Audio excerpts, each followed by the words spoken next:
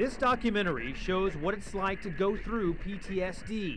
This Fort Benning soldier lives it. Sergeant First Class Victor Birdseye was diagnosed with post-traumatic stress disorder after 2 deployments to Iraq, driving through dozens of IEDs and picking up bodies.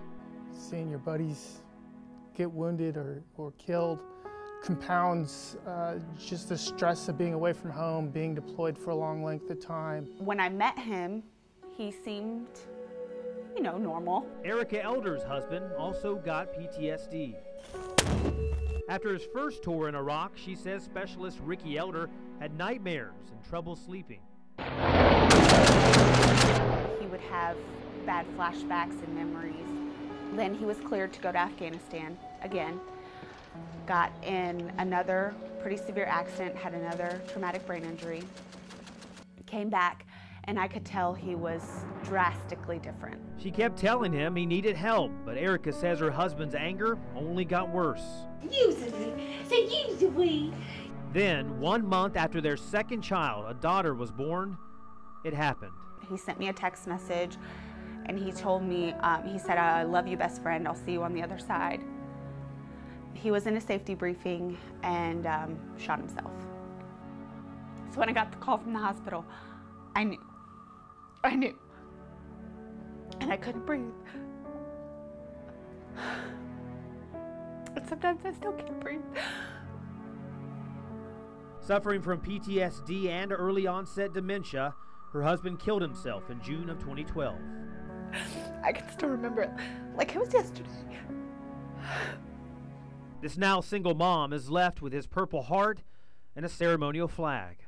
Then we had to learn how to be a man right quick. And it causes a change in people's brain chemistry. Columbus doctor Jefferson Jones himself got PTSD as a young man. It's an anxiety disorder that affects 17 million Americans. 1 in 5 soldiers returning from Iraq or Afghanistan has PTSD. That's more than 300,000 new cases in just the past 6 years. It's so common in battle. It's so common with the guys coming back from Afghanistan and the bombs blowing up their best friend or shooting somebody. It's okay to need help because you saw that and it was so gruesome. Sergeant Birdseye describes a PTSD attack as a huge weight on you with a faster heart rate and sweating. Irritability issues, anxiety issues, wasn't able to sleep, went through some depression, did some self-medicating with alcohol and over-the-counter prescription medications. When they wake up in the morning, they don't feel like they can make it through the day. How come I can't go to little Johnny's soccer game? What is it that's setting me off to the point where I don't want to leave my house? One of Sergeant Birdseye's triggers is going grocery shopping, facing so many sounds, sights, colors, and smells. You get into a combat mode. You are constantly scanning, looking for possible threats. Going to the grocery store is a major experience. I found ways to limit the stimuli coming in. I wear sunglasses, I wear headphones. Others with PTSD have been blamed for a number of violent crimes in our area and nationwide, but some local doctors don't see a connection. I don't think that post-traumatic stress patients are more violent. We're making inroads in decreasing that stigma. This Army psychologist on Fort Benning says their priority is early identification of stress issues to prevent full-blown anxiety disorders. The commanders and healthcare providers sit down once a month and identify high-risk soldiers who may be vulnerable to a variety of conditions, including post-traumatic stress. When he initially came back and he was telling them, I'm having these issues, maybe take it a little bit more seriously. Major Todd Bell admits military leaders can do some things better, like not being too busy to see the warning signs. Get soldiers more appropriate treatment, more timely treatment. But half of those with PTSD do not seek treatment, and that can quickly lead to abuse. Alcohol, drugs, food, gambling, sexual addictions, you name it.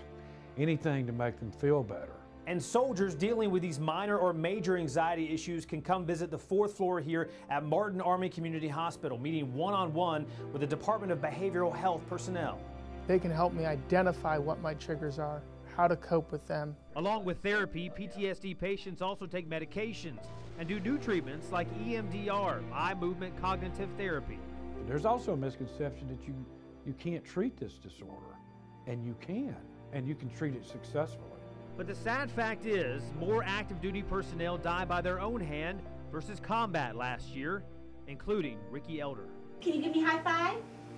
Woohoo! This widow says her son is a constant reminder. Daddy.